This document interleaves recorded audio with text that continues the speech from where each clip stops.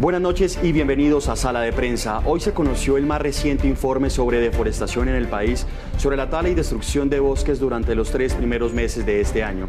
Este fenómeno continúa representando uno de los retos más importantes para el gobierno en materia ambiental. Para nadie es un secreto que el narcotráfico, la minería ilegal y la explotación de madera sin el control adecuado causan graves daños a nuestros bosques y selvas.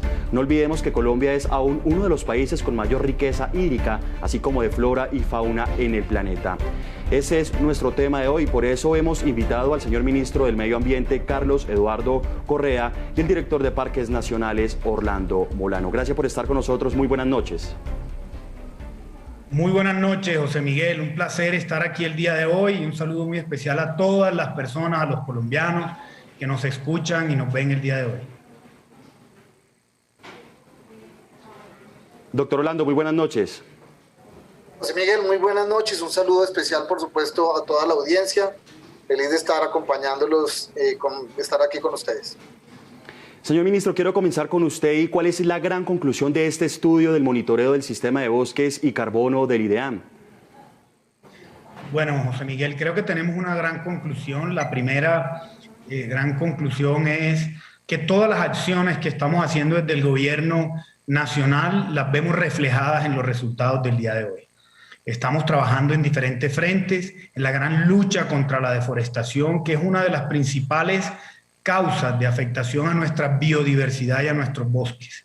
Y ahí ya estamos trabajando con la campaña Artemisa, una acción de seguridad nacional muy importante, 10 operaciones, ya más de 14.000 hectáreas controladas, con las fuerzas militares, la policía, la fiscalía, la procuraduría y muchos de los sectores del Estado, algunos de los ministerios que hacen parte del Consejo Nacional de la Lucha contra la Deforestación que fue creado en este gobierno. Y ahí se lleva periódicamente el control de las acciones que se vienen desarrollando y de las futuras acciones. También toda la inversión social que venimos ejecutando de todos los sectores, desde el Ministerio de Ambiente, a través de los contratos de conservación natural con la Agencia Nacional de Tierras y del pago por servicios ambientales, que tenemos una meta al 2022 de 9.600 contratos, el fortalecimiento de más de 2.500 negocios verdes, la educación ambiental, que próximamente estaremos lanzando ya la Escuela Nacional Ambiental, todo el monitoreo que desde el IDEAM estamos haciendo y que este año hemos fortalecido con más recursos en capacidades técnicas, tecnológicas y humanas. Se está duplicando el equipo de monitoreo. Hoy tenemos más de 4 servicios satelitales que nos permiten llegar hasta 3 metros en un punto determinado para poder ver qué está sucediendo y tener alertas tempranas que nos permitan llegar al territorio. Todo este conjunto de acciones, monitoreo, seguridad nacional, inversión social y un marco normativo moderno, como lo podemos ver con el decreto de no maderables del bosque que hemos firmado hace unos días, pero además con la ley de delitos ambientales que ya está para sanción presidencial, donde estamos endureciendo las penas. Ya hoy la deforestación es un delito, la caza ilegal, la pesca ilegal, la financiación y la promoción también de la deforestación y este tipo de actividades como el acaparamiento de tierra. Mira que es una gran estrategia en esa lucha contra la deforestación y la protección de nuestros recursos naturales. Y la buena noticia del día de hoy del reporte es que el primer trimestre del año 2021 ya vemos una disminución en la deforestación de un 30%. Y así como fue el compromiso, siempre las cifras están dando la consolidación un año después.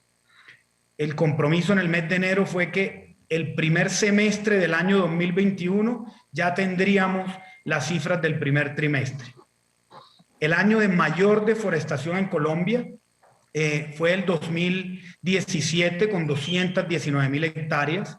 Este gobierno ha venido trabajando intensamente en disminuirlas. En el año 2018 disminuyó un 10%, en el año 2019 un 19%, en el año 2020 hubo un leve aumento de la deforestación con un 8% y ya este año vamos en un menos 30% y esperamos cerrar el año 2021 con mejores resultados para llegar a esa meta de 0 deforestación al año 2030.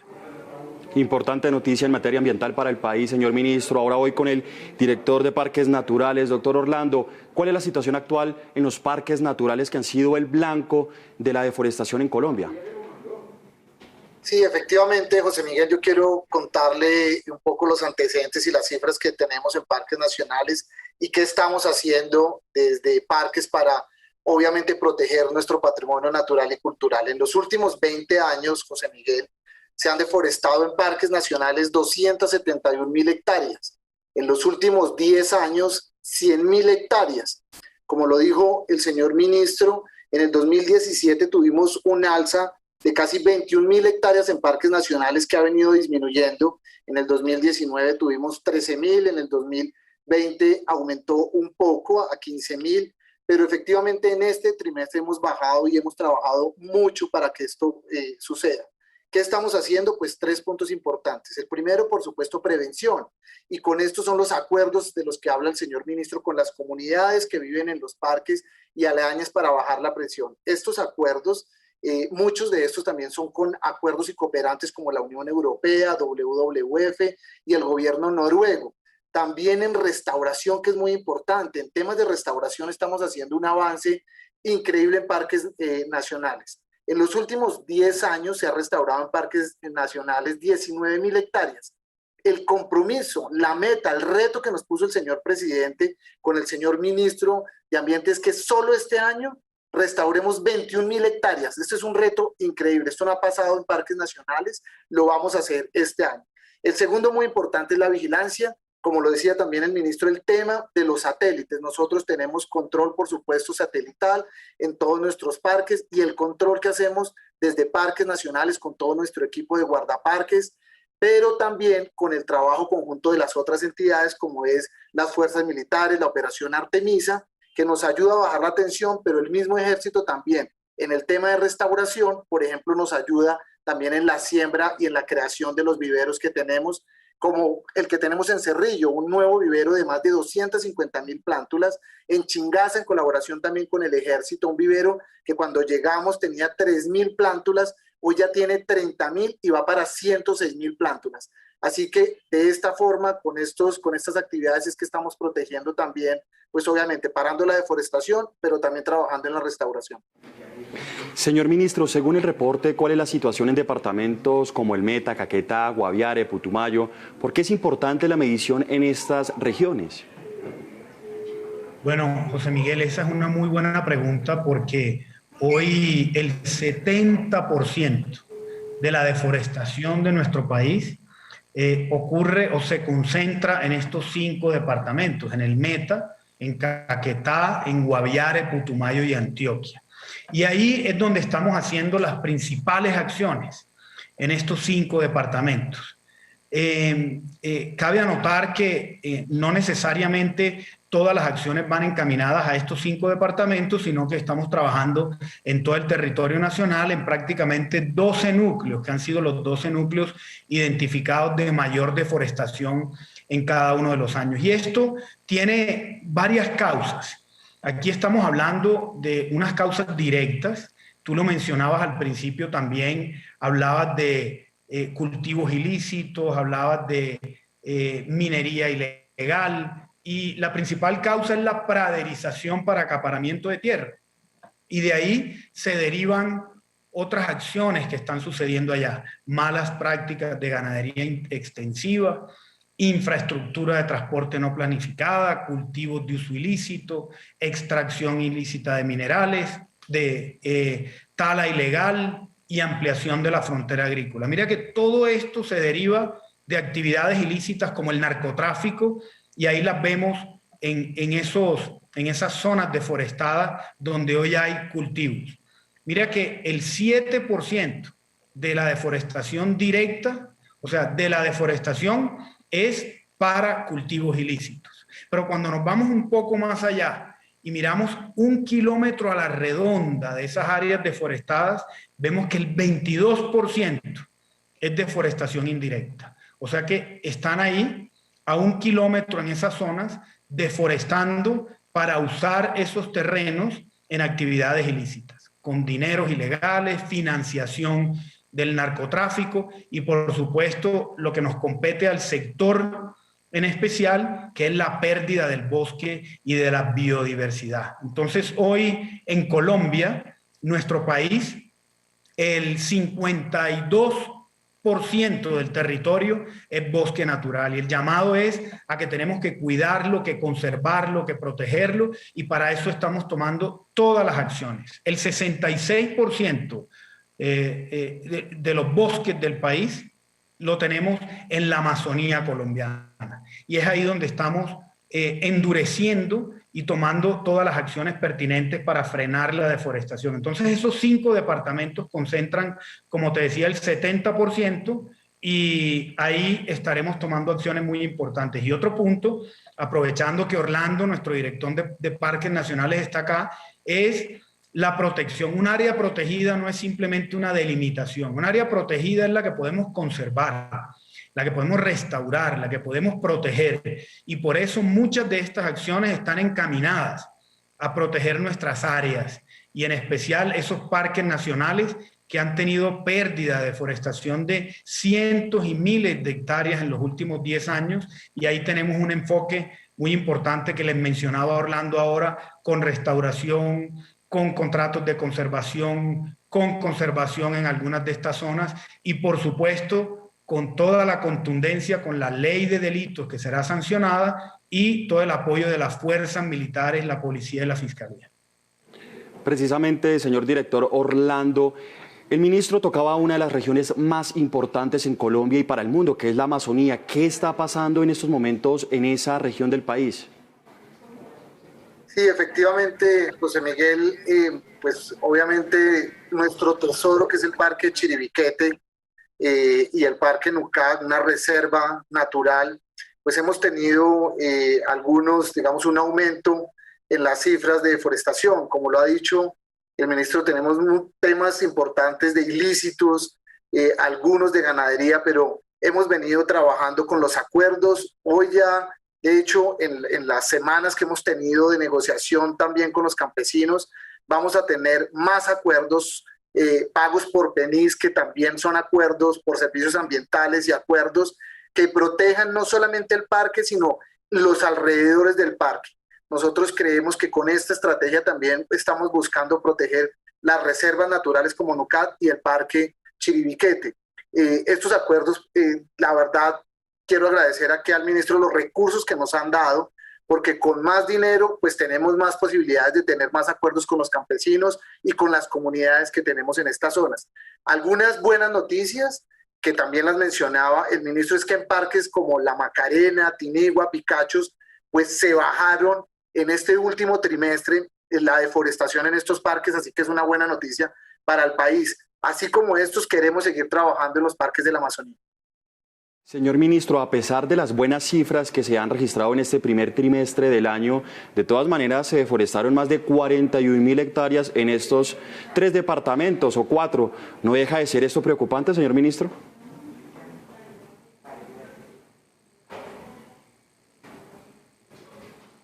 Muy preocupante, José Miguel. Por eso te decía que es nuestra principal lucha.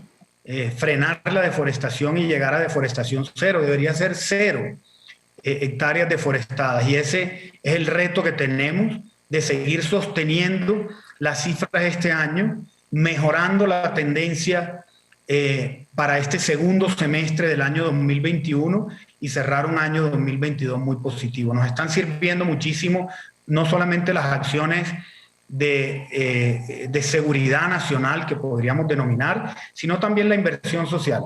Que estas personas, estas familias que viven en las zonas de mayor deforestación puedan tener primero mayor conciencia ambiental, pero al mismo tiempo que aprendan a hacer uso sostenible del bosque. Y por eso tenemos ese marco normativo, que aprendan a usar las flores, las raíces, las esencias, para poder tener licencias que les permitan usar el bosque de una manera sostenible y no talar un árbol.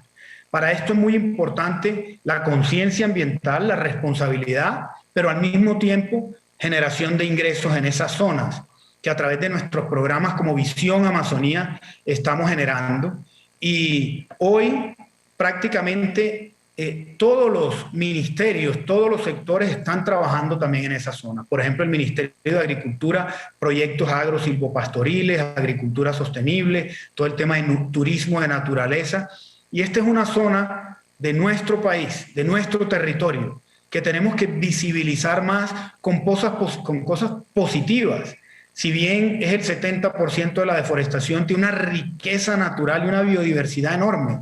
Y tenemos que invitar a todos los colombianos y a toda la gente también que viene a Colombia de otros países a conocer para conservar, para proteger, y por eso el lanzamiento de la Escuela Nacional Ambiental en el mes de agosto será clave para que podamos conocer la gran riqueza natural que tenemos. Nos preocupa que sean 40.000, que sean 50.000, definitivamente, pero hoy nos muestran los resultados de la disminución de un 30% del primer trimestre, que estas son las acciones y que tenemos que seguir fortaleciéndolas y uniéndonos todos alrededor de esta gran lucha contra la deforestación. Doctor Orlando, el señor ministro hablaba de delitos como acaparamiento, malas prácticas, ganadería extensiva, cultivos ilícitos. Pero, ¿qué está pasando con la explotación ilegal de madera? ¿Se ha disminuido o, por lo contrario, ha aumentado? Miren, en parques nacionales, José Miguel, el tema nuestro es un poco la ganadería y obviamente los cultivos ilícitos. Para eso, como lo ha dicho el señor ministro, nuestros acuerdos por pago de servicios ambientales es muy importante. Estos acuerdos ambientales lo que hacen es ayudar a proteger y restaurar. Quiero darle unas cifras en temas de restauración que son muy importantes y que vienen pasando en nuestros parques, y es duplicar y en muchos casos triplicar nuestros 47 viveros que por instrucción además del ministro estamos fortaleciendo. Ahora vamos a hacer 49 viveros y 11 megaviveros. Esos 11 megaviveros es uno que tenemos, por ejemplo, en el Meta, con más de 250.000 plántulas. En Yariguíes, por ejemplo, uno de 150.000 plántulas. El de Chingaza, que pasó de 3.000 y va a llegar a 106.000.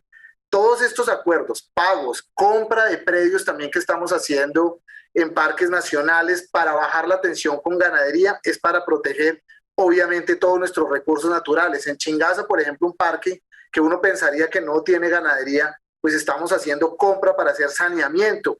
Vienen parques que se van a declarar. Manacasías, por ejemplo, es un parque muy importante también que se va a declarar, y pues tenemos que hacer compras de predios para hacer saneamiento y sacar la ganadería.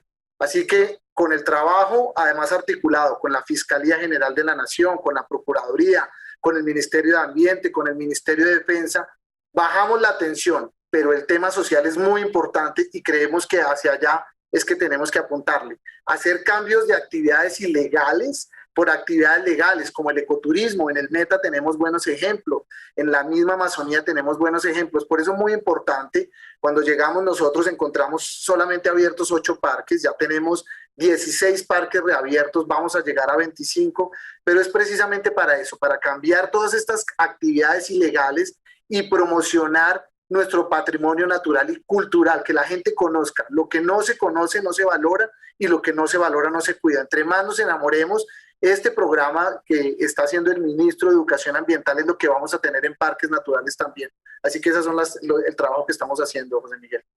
La apuesta es al turismo, pero señor ministro, ya hablamos de la tierra, de las plantas, del terreno. ¿Cómo va la conservación de los recursos hídricos? Hablo de ríos, lagunas, lagos y, por supuesto, de los páramos en Colombia. José Miguel, este es uno de los grandes desafíos que tenemos, y el presidente el año 2020 en las Naciones Unidas lanzó la Gran Alianza por la Protección de los Páramos. Y aquí, cuando hablamos de los páramos, estamos hablando del agua, de que hoy el 80% de los habitantes de las ciudades de este país reciben agua de los páramos. Mire que un logro importante, ya tenemos el primer proyecto tipo para regalías de pago por servicios ambientales por la conservación del recurso hídrico. Y seguimos trabajando en un marco normativo que nos permita la protección de este recurso. tenemos una gran responsabilidad como colombianos y es en usar eficientemente los recursos naturales. Nosotros, en cada uno de nuestros hogares, tenemos que usar eficientemente el agua, que reducir el uso, que usarla de una manera que nos permita proteger estos recursos. En los próximos días estaremos sacando un decreto, que es el decreto de reuso del agua, que le va a permitir, por ejemplo, a las industrias y a las empresas reusar el agua que están tomando de las diferentes fuentes para usarlas en otros procesos de la misma empresa o hacia otros sectores. Al mismo tiempo, a través del pago por servicios ambientales en recurso hídrico, esperamos que muchos alcaldes, muchos gobernadores y muchas corporaciones usen estos proyectos tipo para poder proteger las cuencas abastecedoras que tenemos en todo el territorio nacional, y en especial donde decías tú, los ríos, los espejos, grandes espejos de agua, y los páramos, por supuesto, donde hemos lanzado esa gran iniciativa de la Alianza por la Protección de los Páramos, y ya tenemos una primera inversión de casi 16 millones de dólares. Eso estamos hablando de casi 50 mil millones de pesos en 16 páramos, y seguimos trabajando para poder llegar a los 36 páramos que tenemos en Colombia, donde hoy contamos con el 52% de los páramos del mundo. Entonces, es un conjunto de acciones que debemos seguir fortaleciendo, y aquí tenemos una gran responsabilidad como Estado en la política pública, en la inversión en el territorio, pero también en el trabajo conjunto con este propósito colectivo que tenemos, que es proteger nuestros recursos naturales como el agua. Señor ministro, otro de los temas que tienen alerta a las autoridades ambientales es el tráfico de fauna o de especies amenazadas. ¿Cómo está Colombia en ese tema? José Miguel, este es un tema que nos preocupa, que quedó incluido igual en la ley de delitos ambientales, que es el tráfico de fauna. Y en muchos territorios, prácticamente en todo el territorio nacional, vemos cómo personas llevan animales, fauna silvestre, para comercializarla en otros países, donde pagan grandes sumas de dinero por un ave, por un anfibio, por peces, y en la ley de delitos ambientales eso es lo que estamos buscando. Por primera vez, no solamente las personas que se encuentren infragante haciendo tráfico de fauna, sino la promoción del tráfico de fauna. ¿Y a qué me refiero con esto? Muchas personas hoy promocionan ese tráfico de fauna a través de las redes sociales. Las personas que estén haciendo este tipo de actividades ilegales también están incluidas en estas penas de la ley de delitos ambientales. Entonces, hoy estamos viendo, por supuesto, hay un tráfico enorme en algunas zonas, sobre todo en la Amazonía, y ahí es donde queremos frenar, golpear, y esto está relacionado con la deforestación. Mire que cuando usted acaba con un bosque, está acabando con la biodiversidad, y ahí es donde entramos en los procesos de restauración y de protección de la biodiversidad y de la fauna que hay en esas zonas. Entonces, es un gran avance esta ley de delitos ambientales, y ahora el gran reto es de educación, de capacitación a las corporaciones autónomas, a nuestras fuerzas militares, para que sepan distinguir cuando tienen esos puestos de control para la madera, pues también que sean puestos de control para todo este tráfico ilegal que se pueda estar generando en diferentes regiones del país, y de esta forma proteger integralmente nuestra biodiversidad. Creo que, José Miguel, vamos muy bien en las acciones que estamos tomando, un camino por recorrer, y es por eso que desde el gobierno nos hemos fijado acciones de corto plazo, como esta que estamos viendo de la deforestación en el 2021, acciones de mediano plazo, que es unas grandes metas y retos al año 2030, donde tenemos el gran reto de disminución de emisiones de gases de efecto invernadero en un 51% y cero deforestación, y llegar al año 2050 como un país carbono neutral. Este es el hito más importante de esta década para nuestro país, y marcará ese hito en la historia de la lucha contra el cambio climático y la protección de nuestros recursos. Señor ministro, señor director, se nos acaba el tiempo, pero no me puedo ir sin preguntarle, señor ministro, ¿qué va a pasar con el acuerdo de Escazú que se archivó en el Congreso de la República? Ya son varios los países que lo han aprobado y pues ratificado por medio de sus congresos. ¿Qué va a pasar? ¿Se va a radicar el próximo ciclo legislativo? José Miguel, es una muy buena pregunta. El presidente Duque firmó el acuerdo, lo radicó con sentido de urgencia en el mes de julio del año 2020 y tenemos que reconocer que el año 2020, no solamente para el Acuerdo de Escazú, sino para muchos procesos de concertación, de diálogo, de socialización, fue un año muy complejo, de llegar al territorio, de poder socializar.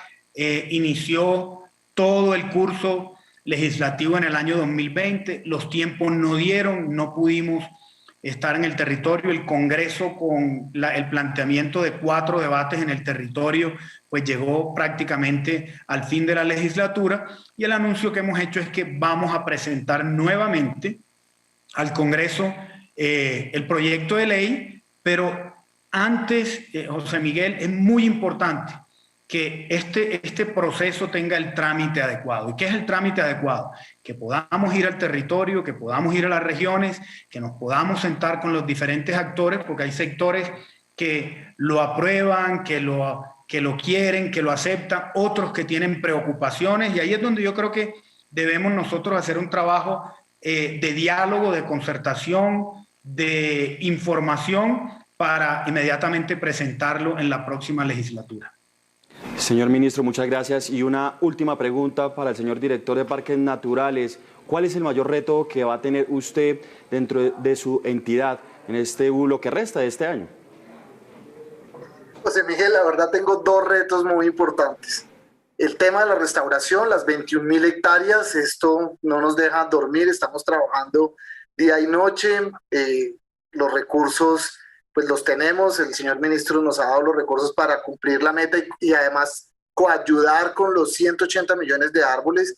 Parques Nacionales va a aportar 2 millones de plántulas, así que esto es muy importante para nosotros, pero un reto muy importante es el mejoramiento de todo el tema de servicios en nuestros parques nacionales. Desde el ingreso, desde las reservas, la taquilla que llamamos nosotros, para que la gente desde cualquier parte de Colombia y del mundo pueda hacer una reserva, se la respeten, se la mantenga, hasta el ingreso de los parques con buena infraestructura ambiental, sostenible, que se vuelva una experiencia de verdad agradable para cualquier visitante y se sigan enamorando y cuidando nuestro patrimonio. Esos 2 retos son los que tenemos desde Parques Nacionales este año, por supuesto, y lo que nos queda a nosotros. Señor ministro de Medio Ambiente, señor director de Parques Nacionales, muchas gracias por estar con nosotros aquí en Sala de Prensa.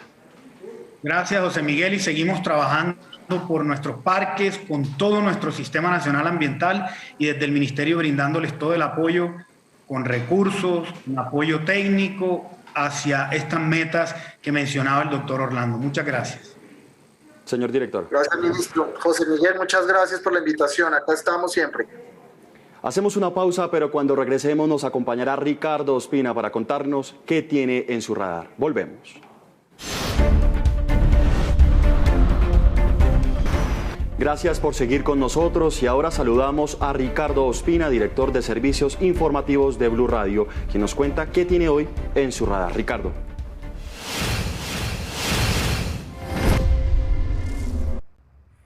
Hola, muy buenas noches. Hoy entra en el radar aquí en Sala de Prensa en Noticias Caracol Ahora una nueva determinación de la justicia en torno a la muy controvertida excongresista Aída Merlano, quien se fugó de manera cinematográfica, de manera espectacular, desde un consultorio odontológico en el norte de Bogotá el pasado 1 de octubre del 2019 y que fue capturada por las autoridades venezolanas. De hecho, permanece en ese país desde el 28 de enero del año 2020.